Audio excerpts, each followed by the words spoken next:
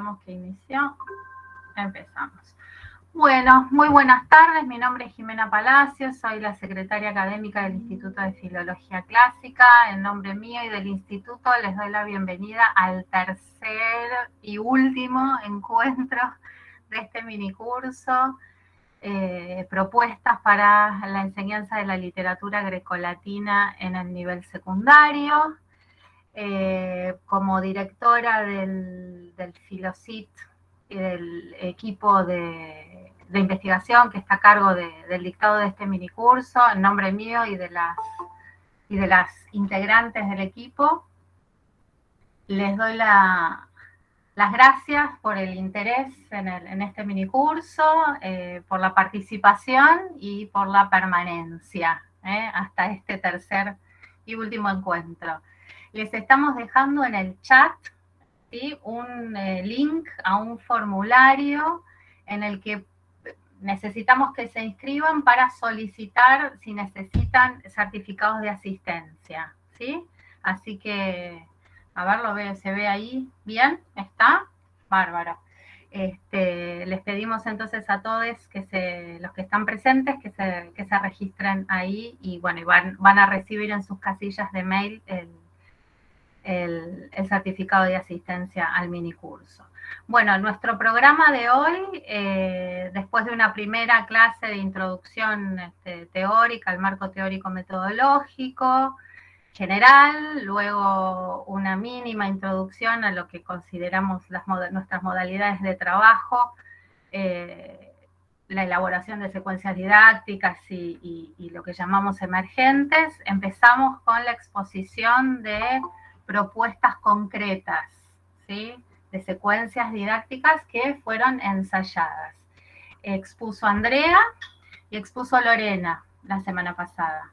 Esperamos, bueno, que nos quedamos un poco justas con el tiempo y no pudimos dar mucho lugar al intercambio. Entonces, bueno, hoy nos reorganizamos y esperamos que toda la parte final, por lo menos la media hora final, podamos intercambiar. Así que esperamos que hayan apuntado cosas respecto de las secuencias que se presentaron en el encuentro anterior y que vayan apuntando dudas, reflexiones, asociaciones, ideas, ¿sí?, a partir de las secuencias que se van a presentar hoy, que son las de Fátima, Paloma y Leila, ¿sí? Y bueno, y en el intercambio final y la sistematización final también vamos a introducir algunas cuestiones, ¿sí? Así que bueno, le doy la palabra. ¿Empieza Paloma? ¿O empieza Fátima? Empiezo yo. Gracias. Bueno, muchas gracias. Voy a compartir pantalla para empezar.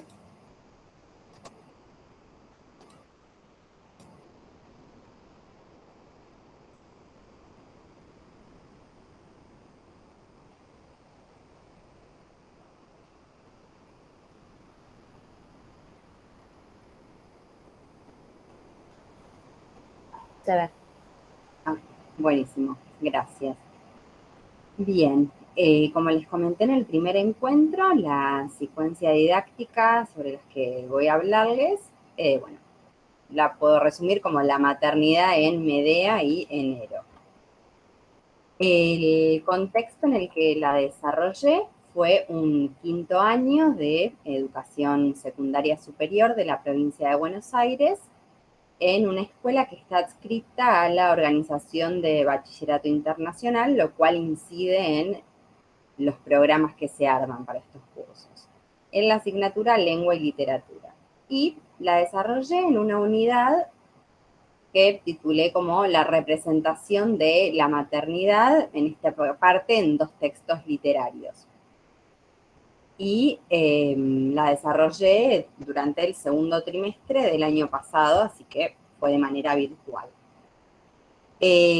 Por una parte, en cuanto al diseño curricular de provincia, vamos a ver que trabajé con un texto que es de cosmovisión realista en lengua española y, bueno, ahí voy a contarles en qué textos son, ¿no? Como mencioné, trabajé con Medea de Eurípides, que es una tragedia estrenada en Atenas en el año 431 a.C., y por otra parte con la novela Enero de Sara Gallardo, publicada en Buenos Aires en 1958.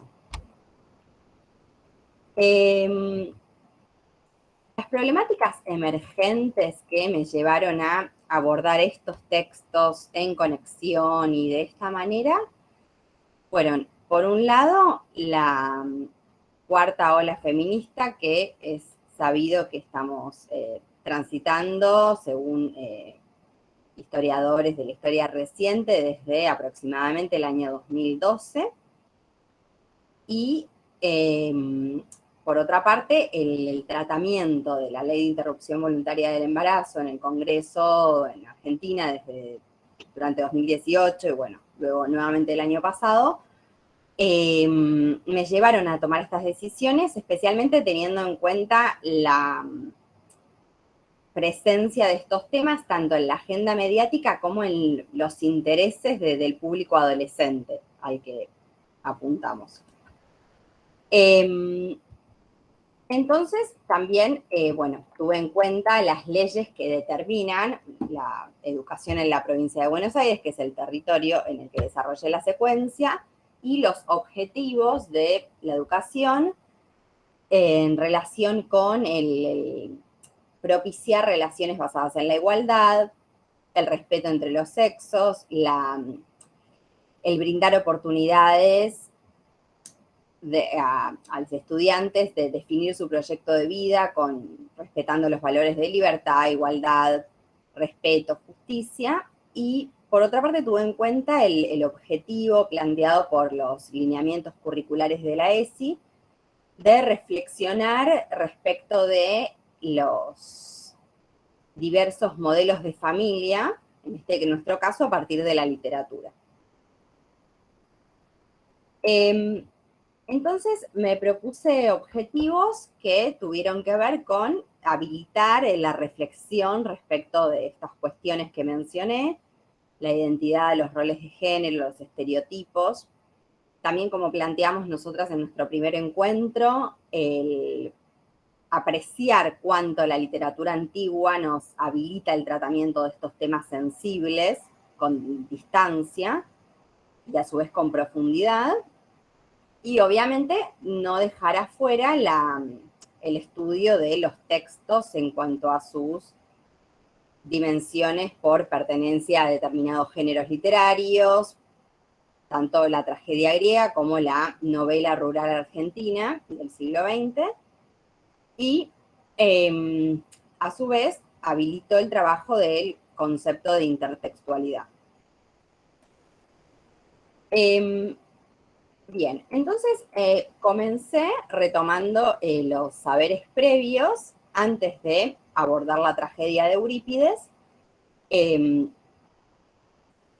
Repasamos con el grupo los conceptos de mito, de mitología que habían estudiado unos años antes en primer año de la secundaria, y a continuación tomamos contacto con algunas versiones del mito de los argonautas, de manuales, diccionarios de mitología, también algunos videos como prehistoria de la tragedia.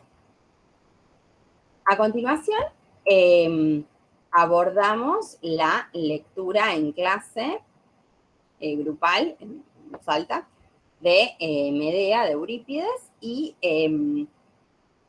a lo largo de la lectura, obviamente como docente fui haciendo intervenciones y comentarios sobre el contexto de producción y sobre algunas características de este tipo de texto en comparación con otros textos dramáticos que conocían.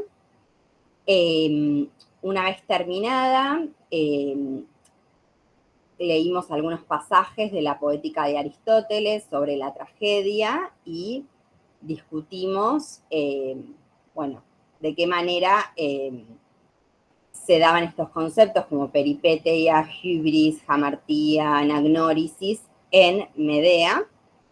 Y y de qué manera nos servía para analizar este texto dramático y también otros.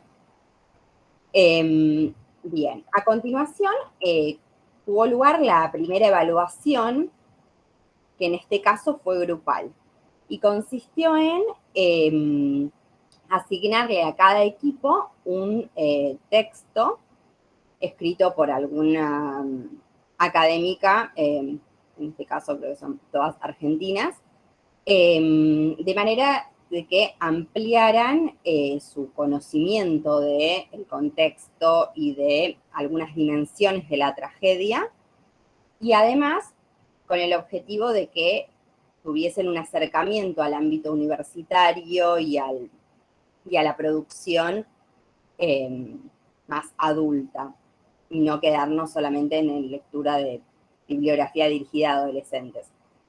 El primer equipo tuvo que leer un texto de Patricia D'Andrea sobre el contexto en el que la tragedia fue producida, y eso llevó a trabajar el tema que disparó esta secuencia, ¿no? El abordar las características de la vida familiar en la época en comparación con los modelos de familia expuestos en la tragedia. Luego trabajó otro equipo con un texto de Costantini en el que ella retoma las máximas, las sentencias incluidas a lo largo de la tragedia, y de esa manera pudimos analizar en cierto sentido los saberes que se repetían en esa sociedad y hasta qué punto configuraban dinámicas en las familias y en las figuras maternas. Luego otro equipo leyó, bueno, y reseñó y expuso en clase, eso es lo que hicieron los 4 equipos, un artículo de Rodríguez Sidre, es la especialista en el tema, en el que habla sobre la construcción del personaje de Medea, de la protagonista, y sus paralelas animalización y divinización, y exploramos en ese sentido un poco cómo muchas veces esa divinización se da también en las madres y cómo eso sigue un poco vigente y qué implicancias tiene, de dónde viene.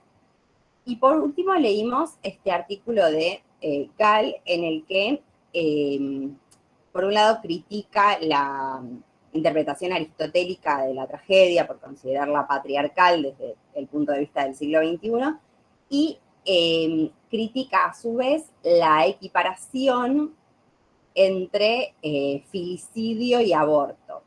Y la discusión de este artículo nos llevó ya a poder relacionar la obra un poco más con el contexto en el que vivimos nosotros. Bien.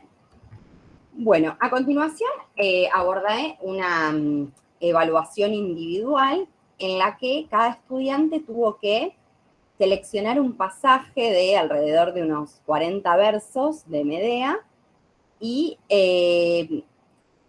analizar de qué manera en ese pasaje era representativo del tratamiento de algunas de estas dos cuestiones globales que les planteé, que son, por un lado, la contraposición entre las exigencias a las figuras maternas y a las paternas, y por otra parte, la deshumanización del personaje de Medea a partir de las relaciones con los miembros de su familia. Tuvo cada estudiante que rastrear el pasaje que le parecía representativo para alguna de estas dos cuestiones globales y exponer de qué manera, a través de qué recursos, podía identificarlo y justificar esa identificación, y a su vez, al final, compararlo quizás con otros pasajes que tuviese en cuenta. Digamos, cada estudiante tuvo que armar su plan de, luego rastrear en el texto, armar su plan y luego exponerlo en un análisis de 5 minutos seguidos, digamos. Bien, bueno, a continuación abordamos el segundo texto, ¿sí? Leímos en clase la novela Enero, en la que el tema que disparó la secuencia didáctica es un poco más evidente, de manera directa, ya que en esta novela se presenta la situación de una adolescente de 16 años que queda embarazada producto de una violación y debe decidir qué hacer con ese embarazo en un contexto familiar en el que no tiene mucho margen de decisión sobre su propia vida y sobre su propio cuerpo. Mientras leíamos, como siempre, fui haciendo referencias al contexto de producción y al género literario en cuanto a esta novela que resulta bastante original en cuanto a que Sara Gallardo elige inscribirse en la tradición de la novela rural argentina de fines del siglo XIX y principios del XX, en la que en general varones escribieron textos protagonizados por varones de cierto poder y Gallardo elige que su protagonista sea la hija de un puestero de una estancia de 16 años, con poco poder de decisión, hasta incluso sobre su propia vida y cuerpo. Bueno, y fuimos estableciendo algunas relaciones intertextuales entre Enero y Medea y contrastando las familias y las figuras maternas que aparecían en cada uno de los textos. Entre otras conclusiones, por ejemplo, pudimos ver que en ambos textos se presentan figuras maternas muy fuertes que, a pesar de encontrarse en situaciones no privilegiadas, ¿sí? Por ejemplo, Medea es una extranjera en Corinto, y tanto Nefer, la protagonista de Enero, como su madre son personajes que viven dependiendo de los dueños de la estancia para la que ellas trabajan y la familia trabaja. Y bueno, pudimos ver qué ambigüedad había entre la fortaleza de algunos de estos personajes y la situación a partir de la cual tenían que tomar sus decisiones. Bien, y como actividad de cierre, planteé otra evaluación también individual en la que les propuse 3 consignas a partir de las cuales cada estudiante debió escribir un ensayo comparativo teniendo en cuenta tanto la dimensión contextual de producción de cada texto como las características del género literario en el que se inscribe cada uno y sin perder de vista el tema general que pretendíamos abordar. Y bueno, estas fueron las 3 consignas entre las cuales tuvieron que elegir. Por un lado, a partir de la afirmación de, con frecuencia, los contextos determinan las decisiones de los personajes. La idea era que exploraran hasta qué punto les parece válida esa afirmación en las 2 obras estudiadas. La segunda plantea cómo la estructura y el argumento de los textos contribuyen a la representación de la maternidad, siempre contrastándolos, ¿no? Y por último, explorar de qué manera difiere la representación de la familia según el ámbito histórico en el que se sitúa cada texto. Y bueno, fue interesante porque es un trabajo para el que tuvieron varias clases de manera de primero trabajar sobre en cada texto su consigna y luego poder establecer un contraste entre de qué manera cada texto trata la misma temática.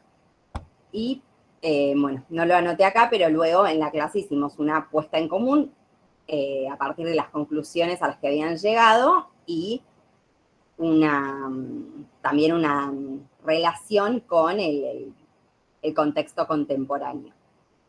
Y ahí estoy.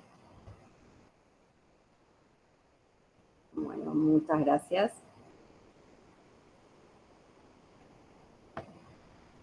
Bueno, le damos la palabra entonces a Paloma, vayan anotando sus preguntas y hacemos las 3 exposiciones primero y después intercambiamos.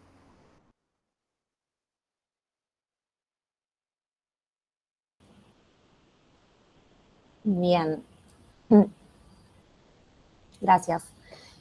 Bueno, comienzo. Esta secuencia didáctica estuvo pensada y ensayada en un segundo año de una escuela privada laica de acá de Capital Federal. Trabajamos con la lectura completa de la Odisea y con 2 películas, una que es Oh Brother de los hermanos Coen y la otra El viaje de Chihiro de Hayao Miyazaki. La primera de las películas la planifiqué desde el comienzo de la actividad y la segunda surgió como una suerte de emergente a medida que leíamos la Odisea. Y a partir de ese momento la incorporé para el resto de las actividades. Como consideraciones preliminares, tuve en cuenta que el diseño curricular de la nueva escuela secundaria propone para segundo año trabajar en torno a un eje todo el año. Entonces elegí El viaje del héroe. Anteriormente, en primer año, habíamos leído esta versión de selección y de antología de mitos griegos también adaptados. Mi idea inicial era trabajar con pasajes de la Odisea, una selección de pasajes, pero de una traducción, digamos, canónica, normal, por decirlo, no adaptada. Pero a medida que avanzábamos con el programa, digamos, en la primera parte de segundo año estuvimos leyendo unos cuentos sobre el tema del viaje, y cuando estábamos por llegar a la Odisea y les conté que íbamos a trabajar con este texto, se mostraron muy entusiasmados, así como se habían mostrado el año pasado con los mitos griegos. Entonces decidí dar la obra completa, pero sí adaptada. Me pareció lo más práctico. Les interesa la Odisea porque conocen este juego, que es el Assassin's Creed, que es específicamente sobre la Odisea. Hay otras versiones del juego. Y también la mitología griega la conocen gracias a estos videos que están en YouTube de Destripando la Historia, que quizás nos puedan resultar a nosotras o a nosotros polémicos, pero a ellos les encantan. Así que, bueno, trabajamos con estos intereses particulares. La idea era, después de ver la Odisea, ver una parte de la primera parte de Historias verdaderas de Luciano de Samosata, que es otro de los textos antiguos, y pasar a Julio Verne. Bueno, los contenidos para abordar en esta secuencia son la introducción a la épica con sus características, su composición, el pasaje de la oralidad a la escritura, teniendo en cuenta el rol de los aedos y el rol de los rapsodas. Conceptualizar y contextualizar la idea de héroe griego antiguo. Esto es muy importante porque algunas partes de la obra les parecieron raras o, digamos, se manifestaron como en contra de ciertas actitudes de Odiseo, principalmente el momento en el que Odiseo se está escapando de la casa de Polifemo y grita su nombre. Como saben, este gritar su nombre es lo que va a desencadenar su serie de aventuras, digamos, de infortunios, ¿no? Por la ira de Poseidón. Entonces ellos decían, bueno, pero ¿para qué lo dijo si igual se estaba yendo? Y ahí pusimos en cuestión el tema de la fama, que para el héroe griego era importante, y es desde ese lugar desde donde él grita, ¿no?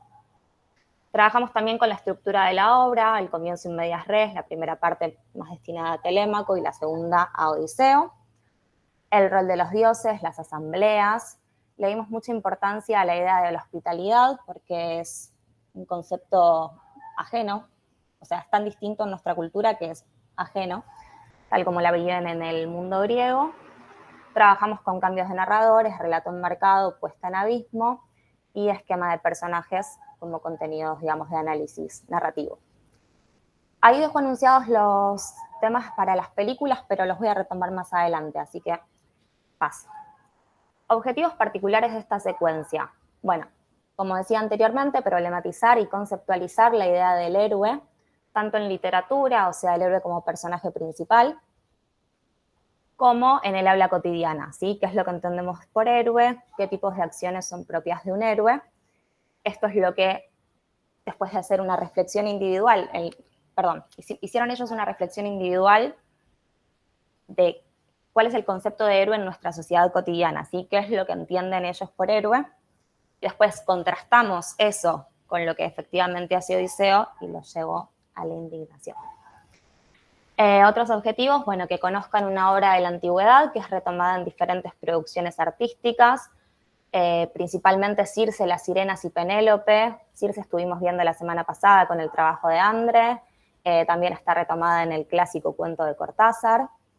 Y Las Sirenas y Penélope, bueno, también están retomadas, y Penélope es de un lugar muy interesante en la literatura contemporánea, porque los personajes femeninos tratan de deshacerse, de sacarse de encima el peso de esa figura de mujer que se instauró, ¿no?, en la cultura, en nuestra cultura.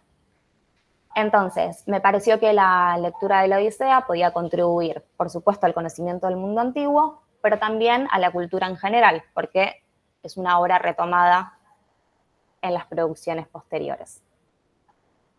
Otros objetivos eran que conozcan los medios de composición de diferentes culturas y épocas, identifiquen continuidad y cambios entre distintas obras con un mismo argumento, que reflexionen acerca de la representación de masculinidades y feminidades heroicas en diferentes épocas.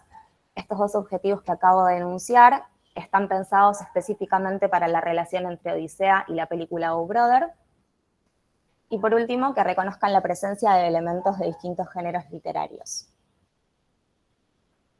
Actividades y metodología, bueno, lo puse acá todo junto. La lectura la hicimos en clase, la lectura de la Odisea, ¿sí? Pero antes de llegar a eso, los derivé a una lectura individual teórica, que es la primera parte, es la introducción, digamos, la primera parte del libro de la Odisea de esta edición de Golu. En ese caso, todo lo que es la transposición didáctica ya está allanado, porque es un texto teórico, pero que está pensado para adolescentes.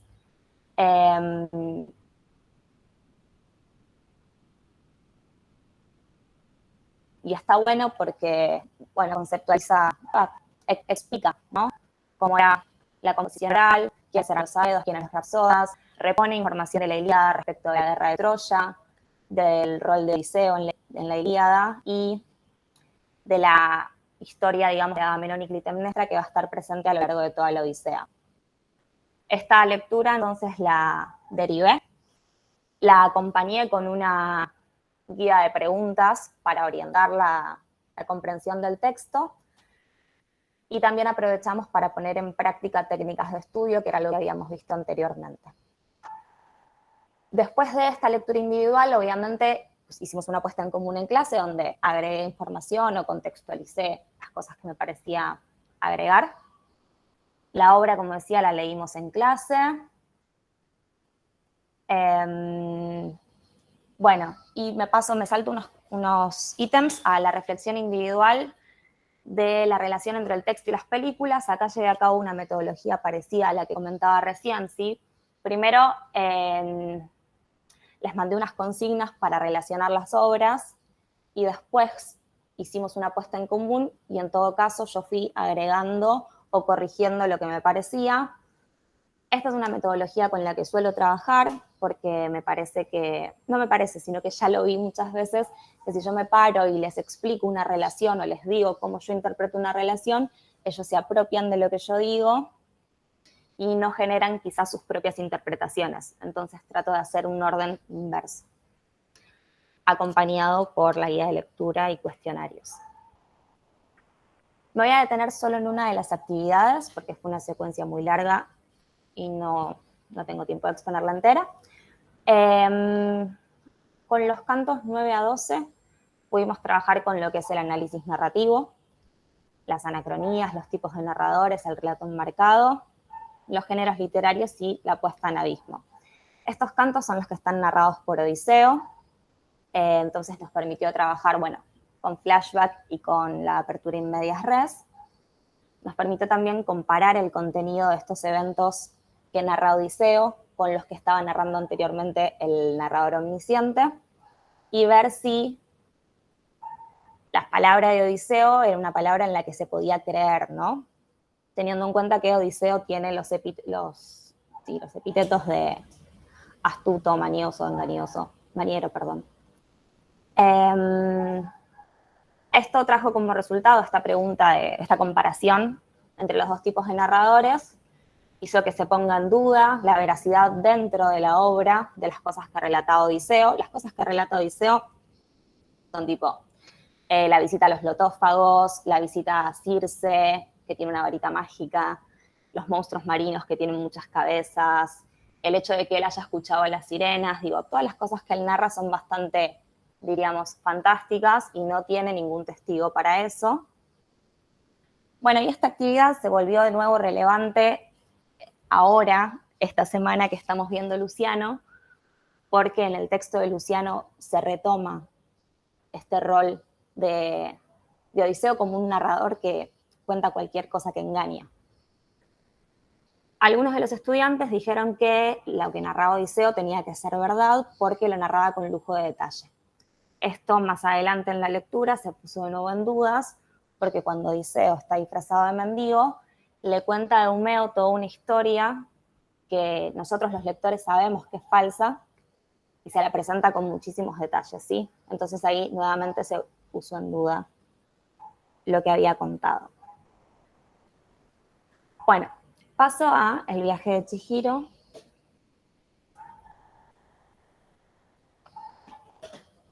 Les decía que la idea de ver esta película surgió en clase. Estábamos leyendo el canto 10, la escena en la que los héroes van al palacio de Circe y son convertidos en cerdos.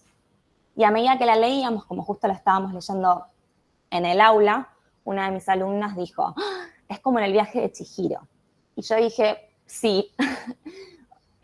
¿Por qué dije sí? Porque cuando yo leí la Odisea, anteriormente había visto la película, leí la Odisea en los primeros años de la facultad, y me pareció que había un montón de puntos de contacto. Después, al día de hoy no lo sostengo, pero en el momento me pareció lo mismo que le estaba pareciendo a ella. Y resulta que en la clase en este curso de segundo, hay un montón de chicas que se identifican con la cultura japonesa, que se llaman a sí mismas otakus.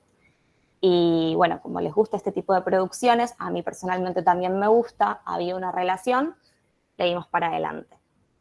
Los temas que trabajamos con esta película son la idea de hospitalidad. Repongo mínimamente el argumento de la película. Chihiro es una niña que viaja con sus padres a otra ciudad por un cambio laboral y cuando llegan a este lugar se encuentran con algo que podría ser como unos baños o un hotel y ellos están cansados del viaje y encuentran las mesas llenas de comida. Entonces los padres, que estaban muy hambrientos, se sientan, se ponen a comer medio desaforadamente y la niña les dice, no coman esta comida, no es nuestra, alguien se puede enojar. Los padres le dicen, no, no pasa nada, no pasa nada, inmediatamente se convierten en cerdos, por acción de una bruja, ¿sí? Y lo que tiene que hacer Chihiro a lo largo de la película es tratar de rescatar a sus padres. Para eso va a contar con algún ayudante, con algunos oponentes, y vamos a volver a trabajar entonces con la caracterización de los personajes. Bueno, respecto a la idea de la hospitalidad, como decía, la película transcurre en unos baños o en un hotel, entonces, lógicamente, los que trabajan allí son hospitalarios respecto de los huéspedes. Los huéspedes son espíritus, pero lógicamente pagan. Entonces, mis alumnos me dijeron que no se trata del mismo tipo de hospitalidad, lógicamente. Vimos cómo se reelaboraba el viaje del héroe, que en este caso es de la heroína. En la caracterización de personajes, notamos que habíamos trabajado para la Odisea con algo que también mencionó Andrea la semana pasada, que es como la ambigüedad en el personaje de Circe, ¿no? A veces ayuda porque les indica el camino, pero también los complica cuando los convierte en cerdos, digamos, no es su primera intención ayudar. En la película hay un personaje que se llama Haku, que es el que le ayuda a Chihiro, pero a su vez él es como un sirviente de la bruja, entonces necesariamente lleva a cabo acciones propias de un antagonista. Bueno, después de ver la película y trabajar con estas actividades, les pregunté si consideraban que el viaje de Chihiro podía ser una reelaboración de la Odisea o si simplemente los motivos que aparecían ahí eran motivos folclóricos o de la literatura popular. Esto fue interesante porque, bueno, por un lado me dijeron que sí, creo que esto, lo tengo acá. Me dijeron que sí porque en ambas obras se le concede un rol muy importante a la familia, en ambas obras se pretende un regreso. Está esta escena que es lo más patente entre las dos obras, que es la conversión de humanos a cerdos. Pero lo último que me dijeron, que me pareció muy gracioso, fue sí, porque si no, bueno, ahí me faltó una tilde, porque si no, no nos hubieras dado la consigna. Como que ellos interpretaron que si yo les estaba dando a relacionar estas dos obras sí o sí se relacionaban. Bueno, yo les dije que había buscado cierta bibliografía, que por supuesto no la di, porque es un segundo año y en mi escuela no trabajamos con bibliografía en segundo año. Había leído, y bueno, están quienes dicen que sí, que el viaje de Chihiro está inspirada en la Odisea, y quienes dicen que no, que está inspirada en la literatura japonesa en general.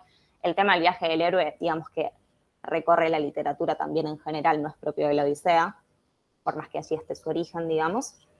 De todas formas, se sabe que Miyazaki, el autor de la película, el director, sí leyó la Odisea, esto se sabe a partir de otra película que es Nausicaa, pero bueno, muy probablemente no se haya inspirado en la Odisea para hacerla.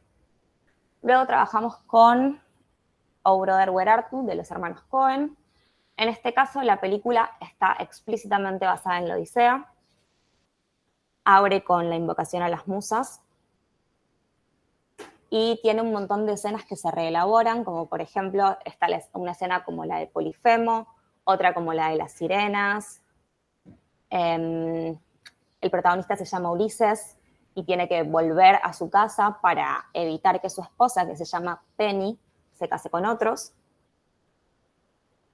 Y tiene otros elementos que me parece que se relacionan con la Odisea, que son esos últimos, la incorporación de la cultura popular y las similitudes en los modos de composición. Al comienzo de esta presentación había dicho, ¿no?, que habíamos trabajado con el tema de la oralidad, con los aedos, los mitos y cómo eso es reagrupado por los rapsodas en una sola obra.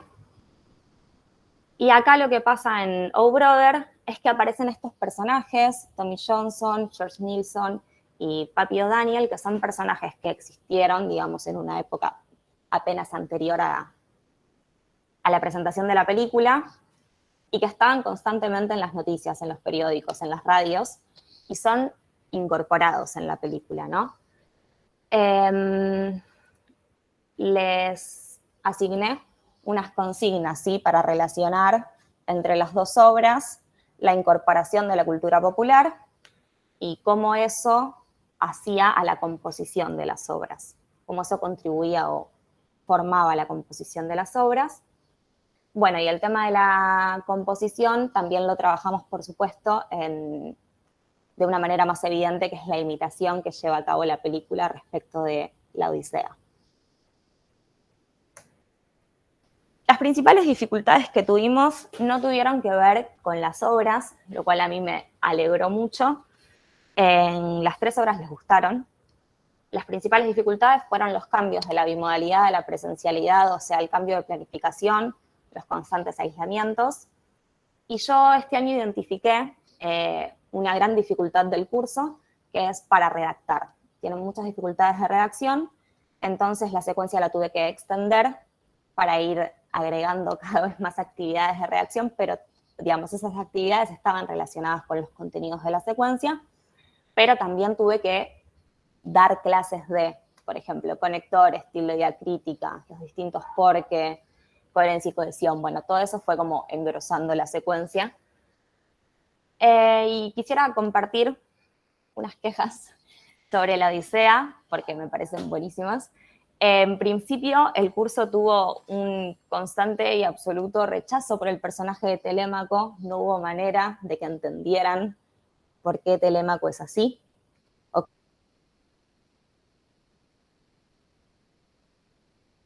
que lo aceptaran. Por otro lado, les parecieron innecesarios los cantos finales, consideraron Pero algo que sí me parece bastante adorable es que les pareció innecesaria la escena de la muerte de Argos, que es una escena muy linda y muy triste. Esta escena en particular, la habían leído en sus casas, y cuando volvieron el martes siguiente, de hecho, a los que no los tengo, el martes nos encontramos y me dijeron, lloré con la Odisea, y estaban como angustiadas y angustiados. Bueno, estos son los comentarios que tenía para compartir con ustedes. Bueno, muchas gracias, Paloma. Bueno, Leila, ¿estás por ahí? Buenas. ¿Me ven? ¿Me escuchan? Andaba con la conexión un poco inestable, así que espero que acompañe. Sí, porque te vi ir. Sí. Desunirte. Un pequeño momento de crisis. Bueno, entonces vamos con esta última exposición y después nos ponemos a intercambiar. Buenísimo. Bueno, ahí voy. Avísenme si... ¿Ahí se ve bien? Se ve, pero no está en modo presentación, Ley.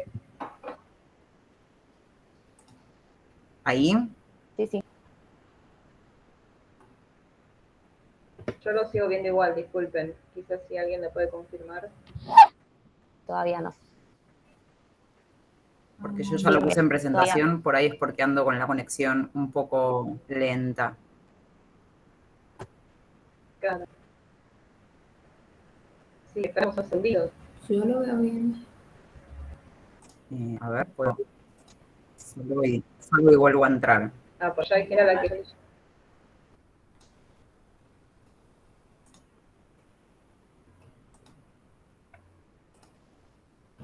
A ver ahí.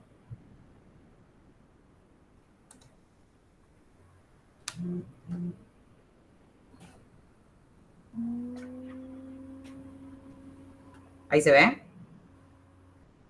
Se ve, pero no en modo presentación. Bueno, ya enganchará en algún momento. En algún momento va a arrancar. Igual creo que con que se entienda estamos.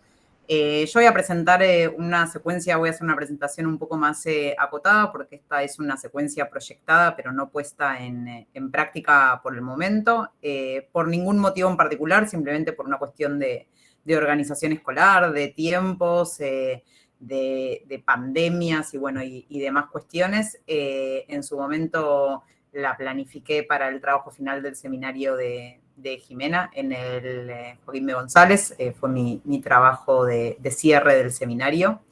Y bueno, siempre me hace mucha ilusión ponerla en práctica. Creo que no la termino de poner en práctica porque prefiero quedarme con la idea de la perfección, ¿no? Digo, siempre que planificamos las secuencias se ven muy, muy perfectas y bueno, y hay que animarse y arriesgarse a ponerlas en práctica y aceptar todas las modificaciones que van a requerir y que, bueno, y que tal vez no funcionen tan bien como uno se había imaginado, ¿no? Como que todavía la tengo ahí muy idealizada y muy perfectita. Pero bueno, la secuencia la titulé en su momento ¿Por qué leer los clásicos? Amor y odio en la literatura, evolución de una misma trama a lo largo del tiempo. La idea es eventualmente sí poder ensayarla. La propuesta general es la lectura del mito de Píramo y Tisbe, de Metamorfosis de Ovidio, el libro cuarto, en correlación con la obra Romeo y Julieta de William Shakespeare, y la película Shakespeare apasionado. Al final voy a comentar otras alternativas de representaciones artísticas que se podrían poner en correlación. Yo elegí esta porque me parecía interesante, además de que es una película que siempre me gustó de adolescente, Shakespeare apasionado, es una película en la que aparece esta cuestión como del travestismo y demás, y me parecía interesante como una temática a sumar. Y la idea es hacer un análisis de los textos siguiendo dos ejes principales. Por un lado, la influencia de los mitos griegos en la literatura occidental y la tesis de Borges de que, de alguna manera, todas las historias ya han sido inventadas, propuesta en su cuento La trama, en ficciones, ¿no? O sea, pensando justamente en esto, como muchas historias posteriores a la cultura greco-latina en realidad ya habían aparecido en esos mitos primarios, ¿no es cierto? En este caso en Píramo y Tisbe, que en su momento a mí me sorprendió mucho descubrir que había sido el germen de alguna manera de la obra Romeo y Julieta, ¿no? Y por otro lado, la literatura como representación del imaginario social de una época determinada, ¿no? Como en la literatura podemos encontrar algunas cuestiones muy características de ciertas sociedades y de ciertas épocas.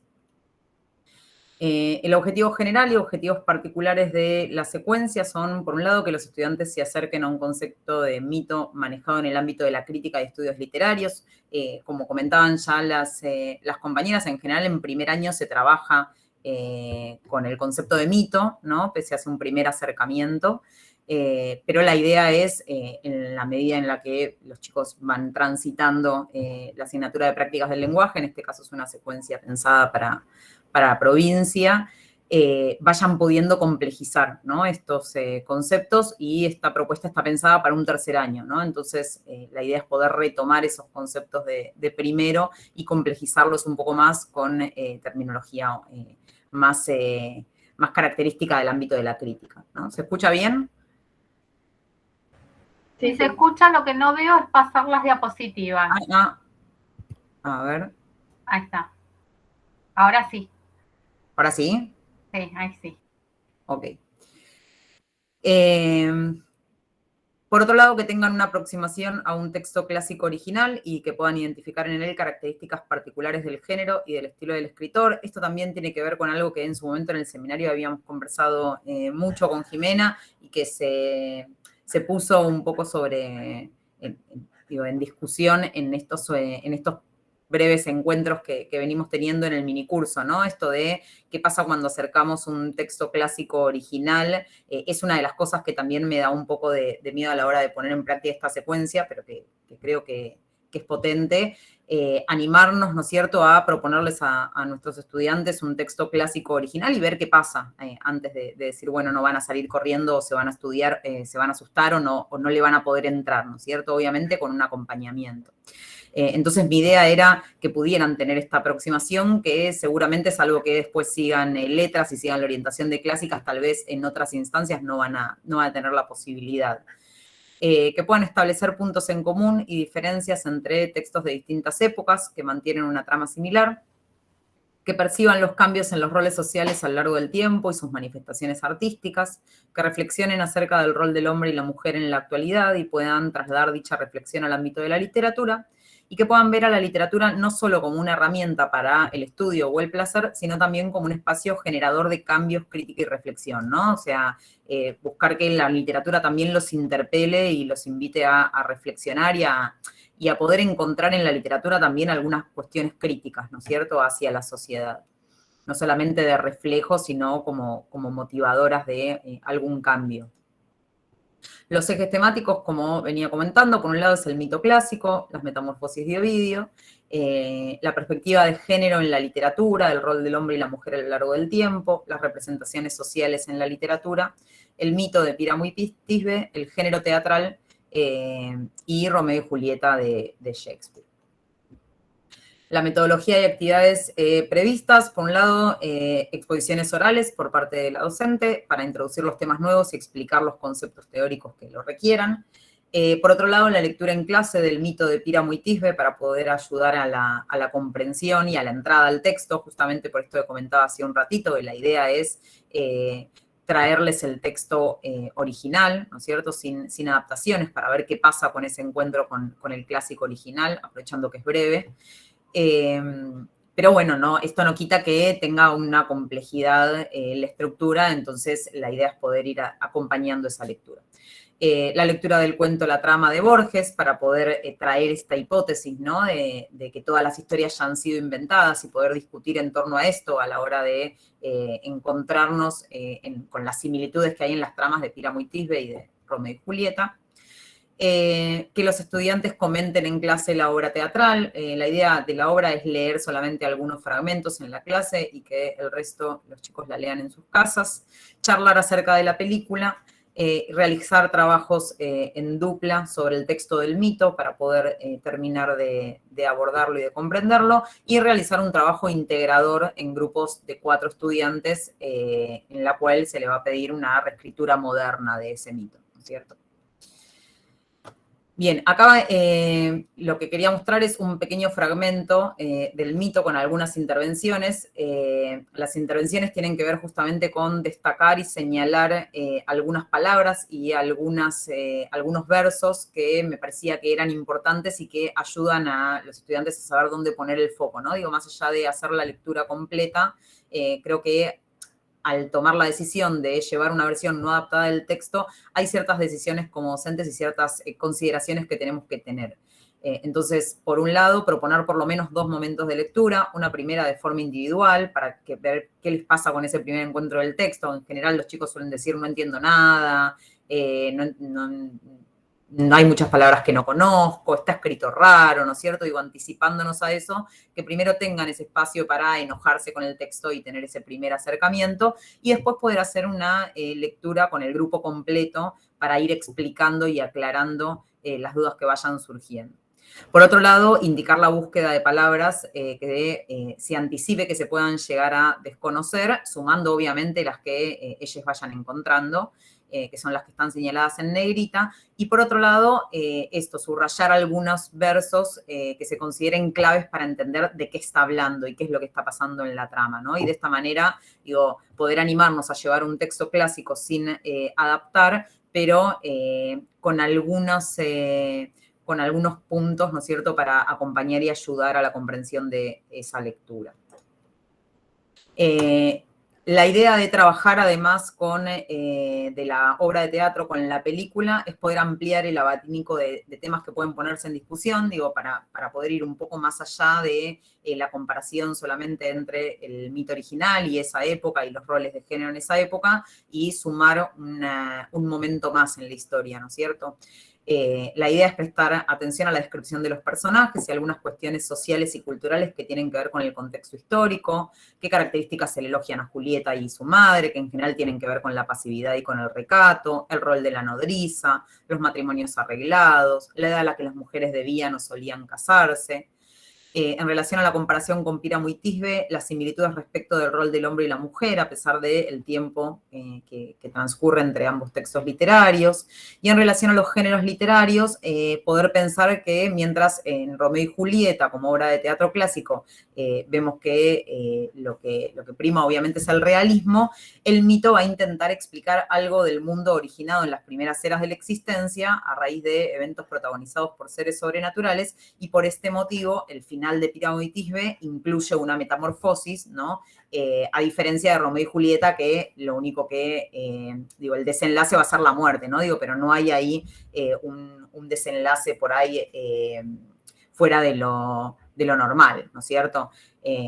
Más bien maravilloso. Entonces, poder hablar un poco del final para entender las diferencias también entre los géneros literarios.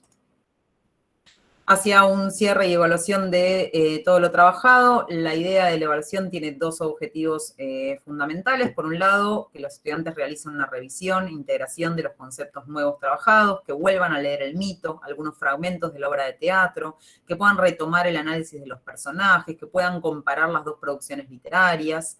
Por otro lado, se esperará que puedan reflexionar sobre el análisis realizado en conjunto con la docente y lo conversado acerca de la sociedad y el rol de la literatura a la hora de transmitir visiones y estereotipos. Y que a partir de esto se animen a analizar su propio presente y proponer una reescritura de la misma trama, pero desde una perspectiva moderna. Y después tal vez podrá poder compartir con el curso estas reescrituras y ver qué es lo que pasa, ¿no?, en estas reescrituras con esos roles femeninos y masculinos en relación con todas las representaciones vistas previamente. Me parece siempre muy importante, que los estudiantes vean que todos esos materiales que van creando, ¿no?, y que van elaborando a lo largo de la secuencia, a partir de cuestionarios, a partir de las notas que van tomando en clase y demás, que les quede bien en claro que eso tiene un uso y después se aprovecha y enriquece el trabajo final, ¿no? Que realmente después lo van a poder retomar y les va a facilitar y les va a allanar el camino del trabajo final, en el cual la elaboración obviamente va a requerir una integración de todo eso. El trabajo integrador considero que forma parte del proceso de aprendizaje, o sea, siempre la evaluación forma parte de ese proceso de aprendizaje, no es simplemente para que uno como docente pueda poner una nota, sino que permite terminar de aprender y de apropiarse de los contenidos previstos y que los estudiantes también puedan darse cuenta de qué es lo que pasó y qué es lo que les está quedando después de todo lo transitado. Por este motivo me parece fundamental habilitar tiempo en la clase para la resolución, obviamente dentro de las posibilidades. A veces no se puede realizar el trabajo completo en clase, pero siempre intento disponer al menos una semana completa de trabajo para que puedan trabajar en la clase y poder acompañar la elaboración de esos trabajos finales. Y bueno, y pensando en otros posibles intertextos y materiales de trabajo, después la vamos a subir la presentación. En la diapositiva anterior, que ahora la salteé porque me parecía que por ahí no aportaba tanto, hay una propuesta posible de trabajo integrador que busca esto, un poco retomar todo lo trabajado y esta reescritura final, ¿no es cierto?, del mito en la época actual.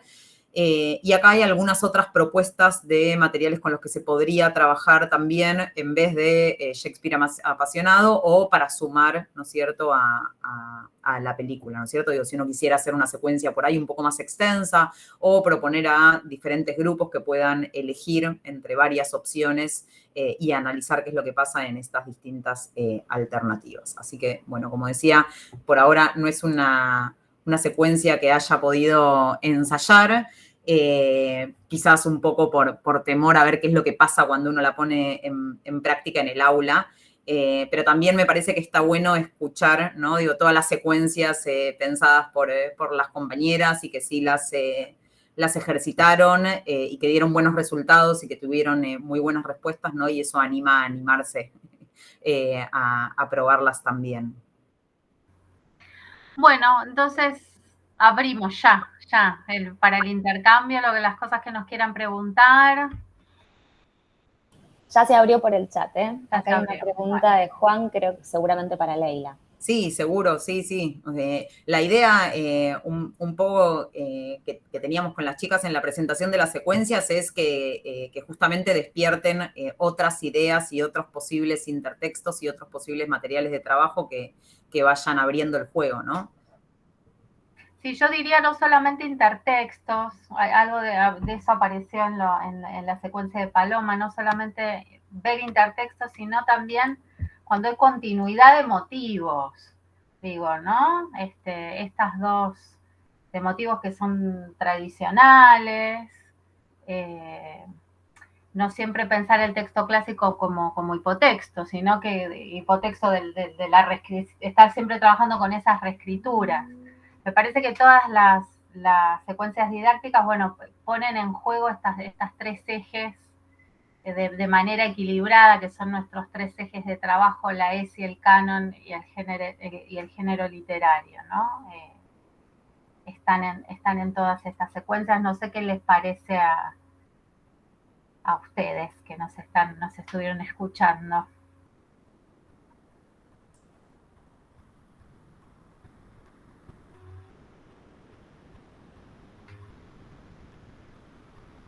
A ver. Más allá de lo ya comentado, ¿qué desafíos, pregunta Hernán, supone el trabajo con los emergentes en clase? Pregunto desde el punto de vista de la planificación, desde el tiempo de clase y de la preparación que supone, si no se conoce el texto emergente, etcétera, y cómo suelen seleccionar en caso de que surjan diversos emergentes. Si les parece, puedo mostrarles una breve presentación de un emergente emergido en clase. Me parece interesante la pregunta en cuanto a cómo se planifica, dado que muchas veces, bueno, yo como docente ya tengo previsto que eso va a emerger, pero otras veces no, y bueno, ahí improvisamos. Este emergente que les muestro se dio a partir de la lectura del Martín Fierro. Y se dio, digamos, emergió el mito de Pandora. Estaba trabajando en un sexto año de provincia. estábamos cerrando la lectura de análisis del canto 13, ¿sí? Del último canto de la primera parte del Martín Fierro, y a partir de allí, bueno, cuando Cruz y Fierro están por irse a vivir con los indígenas, en un momento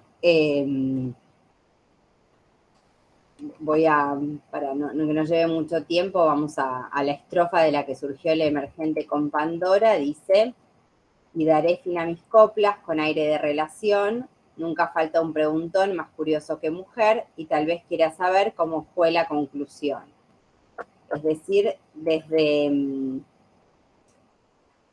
la voz del poeta que cuenta la historia, aparece esta alusión a no falta un preguntón más curioso que mujer, que nos lleva a repasar el mito de Pandora y como emblema de la mujer curiosa. Y bueno, a partir de eso surgió el preguntarle a las clases qué conocían sobre Pandora. A algunos les sonaba la caja de Pandora, el sintagma la caja de Pandora. Algunas recordaban haber leído este mito cuando estaban en primer año, cuando leemos los mitos en antologías de mitos, y recordaban que ahí se hablaba de una jarra. Bueno, luego de hablar un poco sobre esto, fuimos a acercarnos, digamos, en realidad yo tenía preparado y les comenté de dónde surgía este mito o en qué fuentes de la antigüedad era posible consultarlo, ¿sí? Y bueno, revisamos un poco y las versiones de Hesíodo del mito de Pandora y sobre todo sus implicancias como una mujer que es un obsequio negativo y que por su curiosidad hace perecer a otros. Y bueno, hablamos de algunos aspectos de Pandora, por su belleza, su artificialidad, su carácter de castigo, los peligros que implicaba, y bueno, a mí lo que me pasa con los emergentes en clase es que a veces me voy de tema y termino hablando de la curiositas a Puleyo, porque me acuerdo de las clases en las que yo estudié la curiositas. O sea, lo que tienen los emergentes son estos, son un peligro como docente porque bueno, nos vamos por las ramas, pero bueno, es interesante después volver y ver esto tiene relación en el contexto del Martín Fierro con la marginalidad de los personajes femeninos en general, con el hecho de que carezcan de nombre propio y que son personajes que no son delineados con mucha profundidad. Es decir, que su relación con Pandora y esa alusión a la curiosidad como algo negativo está presente a lo largo de la obra. Este es, digamos, un buen emergente de clase que podía mostrarles.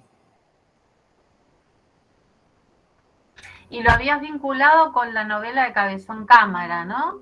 Sí, digamos, en la escuela, en este año, cuando surgió este emergente al trabajar el Martín Fierro, no la leímos, pero precisamente al retomar la figura, la secuencia de toda la lectura del Martín Fierro, que llevó un trimestre más o menos, con la sugerencia de lectura de este texto que precisamente desde el siglo XXI retoma las voces de esas mujeres que no tienen ni nombre propio en el texto de Hernández. Claro, y como en el texto de Cabezón Cámara hay un énfasis en el nombre. Quién son lo que decías recién del emergente y cómo fuera un peligro decir los nombres, ¿no? Y el énfasis en la primera parte de Cabezón Cámara. Está muy bueno, recomendable por si no lo leyeron. Sí, es buenísimo. Por ahí para trabajar en clase algunos pasajes, ¿no? Porque depende el año, la madurez, la institución. Tal cual. Bueno, yo pude dar partes, pero no lo pude conectar con literatura grecolatina. pero pude dar partes y la verdad gustó un montón. Sí. Depende mucho de la institución, tal cual. Sí, Bueno. ese es un tema que tenemos, pero ya que hablamos de las instituciones, también yo que leí la ESI en detalle, dice en un momento que se respetan los credos y las costumbres de las instituciones, pero que también hay determinados lineamientos que hay que cumplir. Por lo menos a mí el texto me pareció bastante dialoguista en ese sentido, en cuanto a que dice hay que respetar los credos y costumbres de cada lugar, pero hay que, lo cual como docentes nos viene bien, como para tener argumentos para justificar lo que hacemos en caso de acusaciones. Sí, también en ese sentido es interesante, yo muchas veces les comento a mis estudiantes en el curso que estos textos que por ahí generan tanta incomodidad, ¿no? Si uno los llevara a clase, abordan temas que por ahí cuando uno los lleva en un mito clásico, ¿no? Y aparece una escena o de violación, ¿no? O alguna escena de ese tipo, no generan el mismo impacto un poco por esto de la distancia, ¿no? O sea, si es en un mito, ninguna familia va a pedir una reunión para quejarse de que diste un mito clásico, y en cambio sí, por ahí van a pedir una reunión para quejarse de que leyeron una escena de una orgía, ¿no es cierto?, no sé, en la China Island, cámara, ¿no? Con el prestigio que tiene el clásico también. Claro, entonces, digo, también muchas veces el clásico nos sirve para esto, digo, porque una puede traer un mito para hablar sobre la cultura de la violación, ¿no? Y ver cómo eso va atravesando diferentes épocas, ¿no es cierto? Con la tranquilidad de que no va a tener por ahí repercusiones en las familias y que una va a poder trabajarlo a fondo, sin tal vez tener que tener tantos cuidados como cuando elegimos pasajes de textos contemporáneos. Y está bueno también contárselos, ¿no? A los estudiantes para que puedan percibir, ¿no? Como ciertos textos sí, ciertos textos no, y por qué si abordan esos mismos temas, y por qué si, digo, muchas veces medio que hacemos de cuenta que los estudiantes no son seres sexuados, y lo son, ¿no? Digo, y todas estas cosas los atraviesan y de alguna manera son consumos que van a tener, aunque sea por fuera de la escuela. Entonces, digo, qué más sano que poder ofrecérselos en la escuela y poder conversarlos en un espacio de por ahí de confianza, ¿no es cierto?, y de seguridad. Pero digo, a veces los textos clásicos nos sirven, ¿no?, como para entrar en esas temáticas, como decíamos, en los creo que en el primer encuentro, ¿no?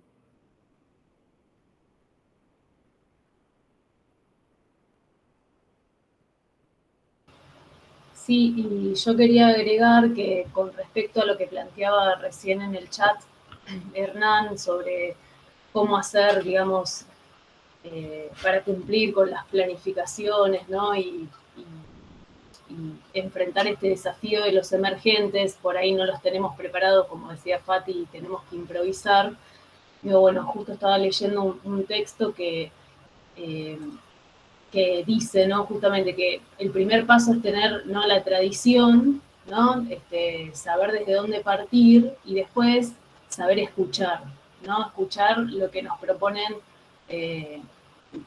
digamos, nuestros estudiantes, nuestras estudiantes.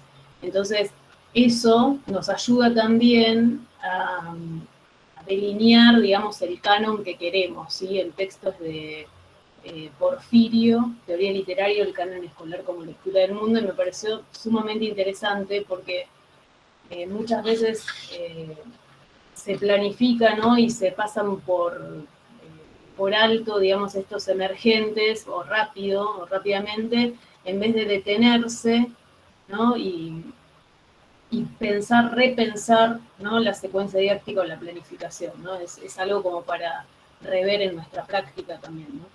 Y proponer algo nuevo o con algún cambio para la próxima, si quizás no se puede dar, ¿no? Pero por eso la importancia de anotar, ¿no?, todo lo que vaya sucediendo, está bueno eso. De registrar, ¿no es cierto? Registrar la experiencia para luego sistematizar y bueno, y a partir de ahí construir el conocimiento que estamos, bueno, este minicurso ha pretendido ser un inicio en ese camino, ¿no? Bueno, les escuchamos si tienen alguna pregunta, algún comentario, alguna idea que quieran compartir con nosotras. Si han practicado alguna secuencia o alguna clase, aunque no sea una secuencia, ¿no? En esta línea de ver qué es lo que pasa con los clásicos o con clásicos por ahí no tan habituales en el aula.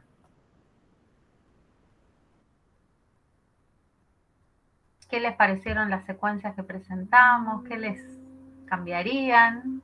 Para nosotras esta es una instancia muy importante porque, bueno, estamos presentando, sometiendo a discusión, a consideración de ustedes,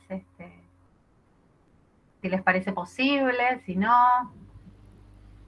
A mí ¿qué tal? A mí en lo general me pareció grandioso todo el trabajo que hicieron, muy minucioso, se los quiero agradecer. Solo para decir que ojalá hubiera sido un poco más, ¿no? No 3 clases, no 3 encuentros. Solo eso, no tengo nada para decir que está mal porque sería un delirio, ¿no? Y en mi caso, como docente, no he practicado secuencias porque no tenía el concepto, me faltaba, sí, intertextualidad con otros textos, no los clásicos. La verdad no se me había ocurrido. Se había trabajado, por ejemplo, el mito de la caverna con Matrix, que se hace mucho. Pero bueno, con este tema de la ESI y los textos clásicos no me faltaba información, ¿no? Así que se los agradezco. Permiso, un comentario, Juan. Sí, totalmente Matrix. Yo lo estoy dando ahora y metí de sopetón como emergente mío, que en realidad lo traje yo a colación, no fue que lo sugirieron el escribís, de Rerum Natura, de Lucrecio, con los simulacras justamente, y también pudimos hacer ahí como un cruce y les gustó la idea y lo trabajamos, así está muy bueno. Y bueno, gracias por tus palabras.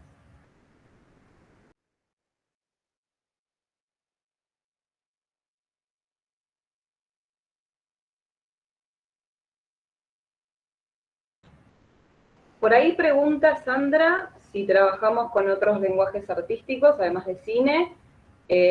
Respondo solamente por mí, porque tengo ahora en la cabeza. Trabajé con pinturas. Siempre trato de trabajar con pinturas cuando veo cualquier tipo de, por ejemplo, movimientos artísticos específicos, como el romanticismo, trabajo con pinturas, y cuando hemos trabajado con algún que otro mito, a raíz, por ejemplo, del soneto 12 de Garcilaso, que es sobre Apolo y Dafne, con pinturas sobre más del periodo academicista, me parece que son quienes más retoman eso.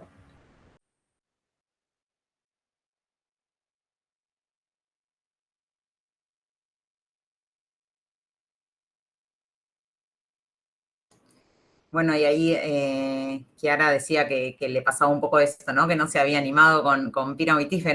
Tenemos que animarnos. ¿Cuán mal puede salir, no? Y además, digo, en las prácticas docentes uno también se da cuenta que, o sea, lo peor que puede pasar es que, bueno, que no les guste, ¿no? Digo, y bueno, y hay muchas cosas que a uno no le gustan y de todos modos algo bueno sale de eso. Así que cuestión de animarnos, ¿no? Además, Romeo y Julieta es un texto muy conocido, entonces digo, en general los chicos ya vienen como con un preconcepto y una idea ya formada, entonces me parece que no debería ser tan complicado, ¿cierto? Hay que probarlo.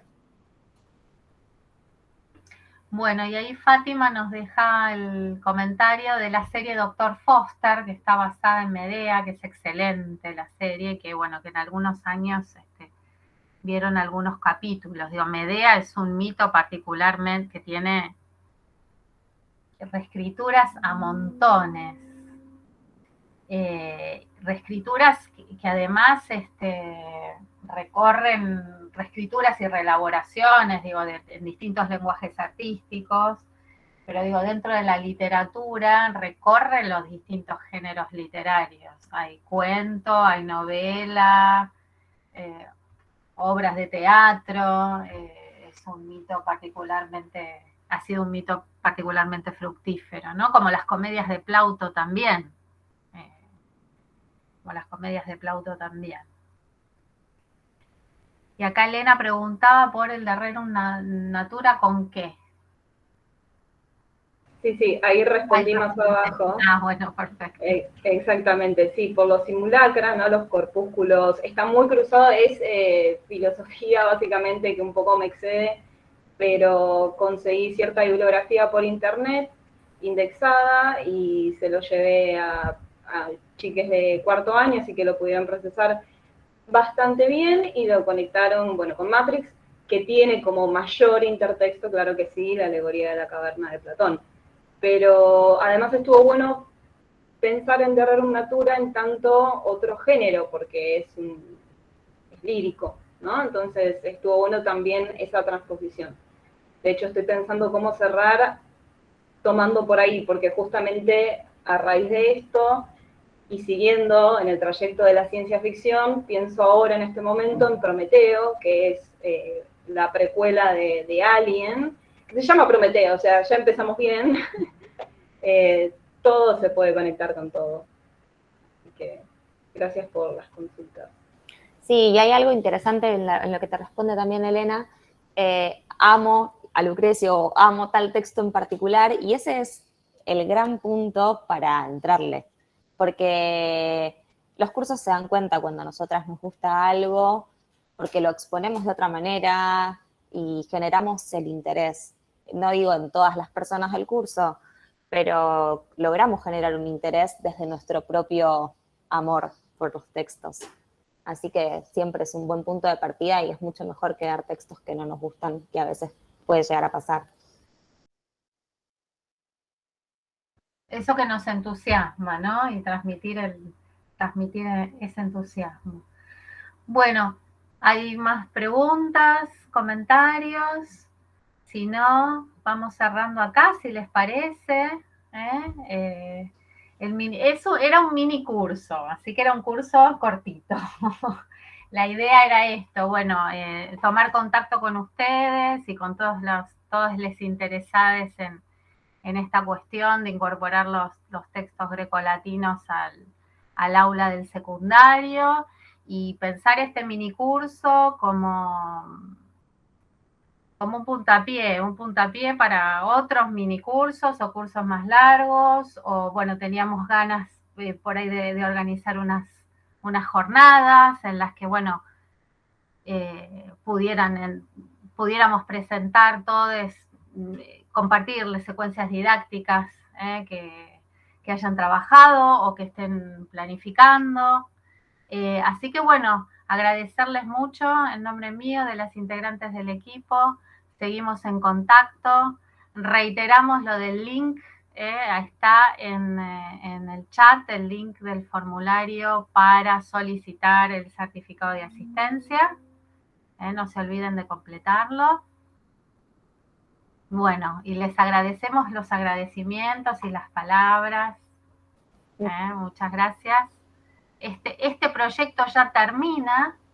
Muchas gracias, sí, ahí nos pero bueno, esperamos poder estudiantes de profesorado.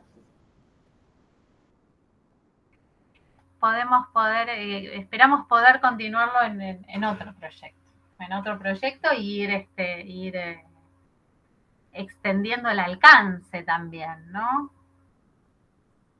Extendiendo el alcance del proyecto, ¿no? Ahora estamos, bueno, acotadas a Ciudad de Buenos Aires y Provincia de Buenos Aires, pero bueno, nuestra idea sería ir tendiendo redes hacia el interior del país con todo esto. Y bueno, la idea del minicurso y la posibilidad de la virtualidad, bueno, nos dio la oportunidad de ponernos en contacto.